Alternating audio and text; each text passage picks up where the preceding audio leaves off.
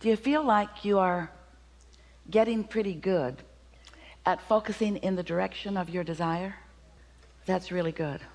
That really is the key to deliberate creation. It's the key to living a happy life, is to be focused in the direction of your desire. We're going to put that into a new term here.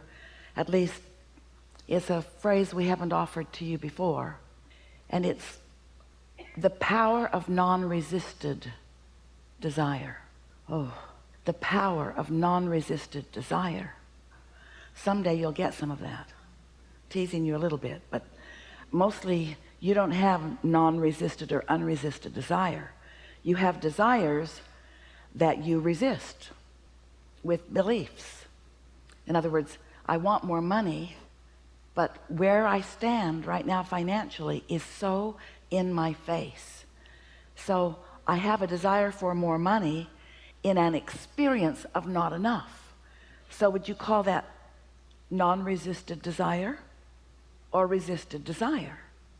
So you must be wondering, well, then I guess we're doomed, because reality is sort of obvious. So it is not a simple thing for you to have non-resisted desire, because reality keeps messing with it. Now, it doesn't need to mess with it. You could get so focused. You could decide in such a powerful way that you're going to be a selective sifter and only focus upon the reality of your life that doesn't resist your desires. But that would require sleeping a lot,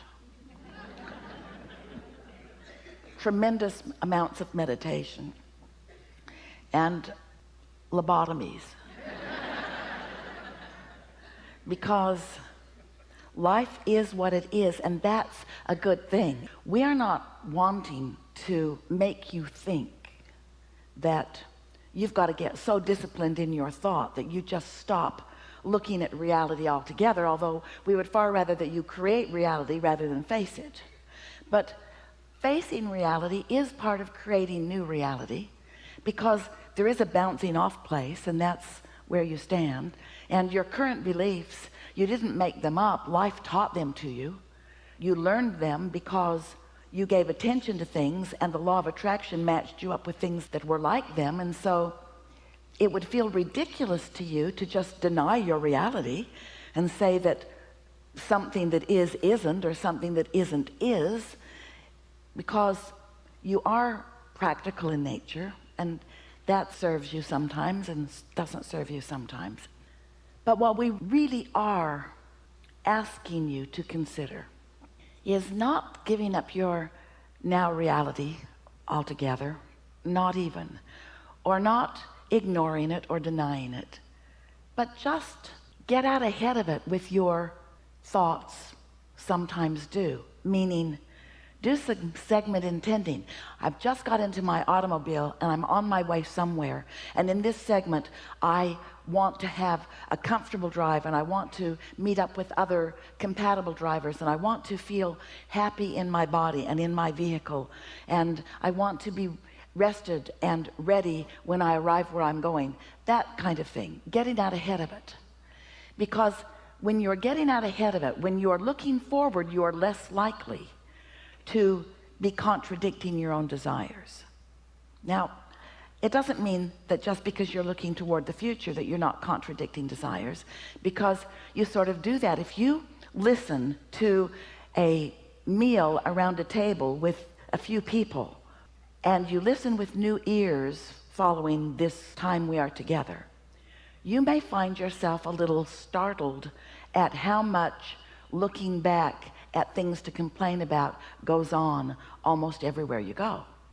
And almost no one knows that that is the defeating element. That is the opposite of discovering the awesome power of non-resisted focus.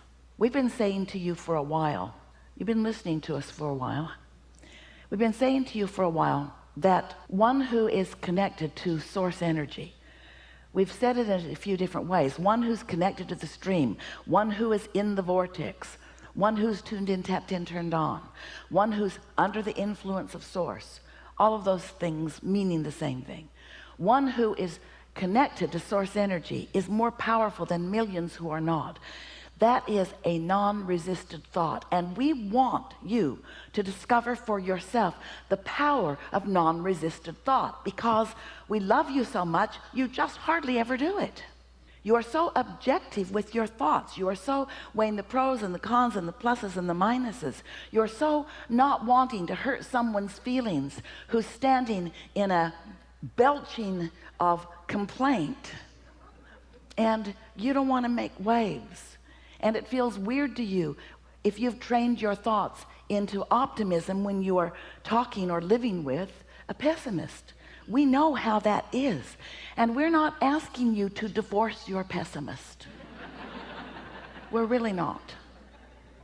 We're asking you to discover the power of focus and influence your pessimistic others into alignment with their own source energy. What we really want for you is that you discover your own power. And until you do, then you're sort of sloppy in your creating. You're creating by default.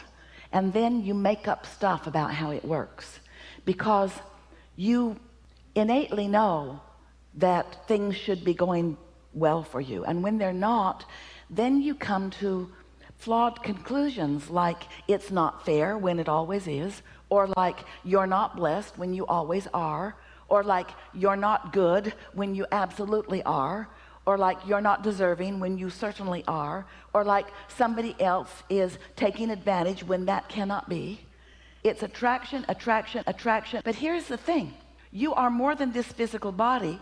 You are this physical body, and this physical body matters. And you, in this personality that you know as you, is an extension of source energy. And that source energy of which you are an extension is alive and current in your experience, and also has a point of attraction. We call that your inner being. You can call it whatever you want to, but you are an extension of it, and that which you are an extension of is pure positive energy. That which you are an extension of is undiluted, non-resistant focus. So when you in your physicalness are living a moment in time, and you clearly know what you don't want because it felt awful when you lived it, in that moment, you launch an equivalent rocket of desire. That experience, which was unpleasant to you, was a clarifying moment. And in its clarification, you launched a rocket of desire, which this non-physical, undiluted, non-resistant, pure positive energy, powerful part of you received and focused upon. And that's been going on for so long, for more than you have the ability to understand in terms of time. For more than you have the ability to understand in terms of your beingness. That non-resistant part of you is powerful because of the amount of life that has been lived, and what's been sorted and sifted, and what's been decided, and who you really are. And when you hook up with that part of you, you have the same power. The energy that creates worlds flows through your focus.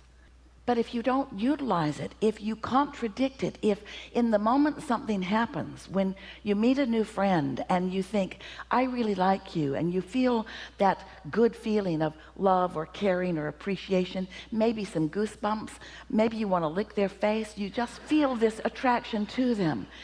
That's a moment of empowerment, because you're feeling what your inner being is feeling. In fact, you're letting yourself feel what your inner being is feeling. And so if you find a thought and it feels good to you, identify it, isolate it, and try to maintain the vibrational equivalency on it as long as you can. So when you start with the premise that when you are connected to who you really are, you are powerful. So let's just use that as the basis from which we move forward. And now we want to say to you that what you give your attention to is what you're attracting into your experience. And now we want to say something to you, that the difference, the only difference worth talking about between the non-physical you that we described as your inner being, who is aware of you at all times and with you in every moment, and you, the only difference between the two of you that we really want you to remember forever is that your inner being does not look back. Your inner being just keeps being the forward-most version of you, not looking back in any justification, in any comparison, in any defense. Just bees this wonderful culmination of life, looking forward to. Now, here's where you come in. You're in your body and you're exposed to contrast. That's a good thing. Doesn't feel so good sometimes to you, but it is a good thing. So as you're exposed to this contrast, knowing what you don't want, and therefore knowing what you do want, whether you can speak it or not, and launching these rockets of desire, you are creating a vibrational reality. And the reason we call it a vibrational reality is because it takes a little bit of time for those thoughts to turn to things. It's a vibrational reality that is perfection by your choices, because you put all of the ingredients, all of the elements of it forward, and they've been collected by the law of attraction. They are in what we are calling a vibrational reality. This is a vibrational reality that is so real that we named it the vortex, wrote 2 books about it. We want you to accept the realness of this, and we want you to know that your inner being is there with all of that. So picture it this way. All of the ingredients that you have been finding through life, all the yes, I prefer that, and wouldn't that be wonderful, and I really like that, and I will look forward to that, and I know what I don't want, I know what I do want. All of that sifting and sorting that you have done for far beyond what you recall from this physical life experience is in this vibrational reality, and your inner being is all over it, knowing every bit of it. And what that means is, now this is new, we have not said this to you before, but this is your new empowering information. This will take you into the stratosphere in terms of what other people are watching around you. This will put you into a category of creating that is so sublime that others will wonder what your magic is. And it's not magic, it's just a productive application of the law of attraction. It's utilizing the power that is within you to focus it in the direction of the things that you care about. Things for yourself personally, things for others whom you care about, even things that are on a global scale or a universal scale. You have power that you have not been utilizing, and we think that it's a good time to begin utilizing it. So here is this vibrational reality that you have gathered, and you've gathered it incrementally, and let's call it full of ingredients. All right, let's have fun with this. So when you are out ahead of it, meaning you're in that place of non-resistant thought, maybe you're swimming, maybe you're making love, maybe you're meditating, maybe you're basking in the deliciousness of something, and as you are in that state of non-resistant, these ingredients present themselves to you in the form of an idea or an impulse, a powerful idea or impulse. Now, you don't know it's powerful because it's just sort of like a simple thought. Stop at 7-Eleven. Or it's just a simple thought. I think I'll take a run, or I think I'll go to the beach, or I think I'll call my mom, or.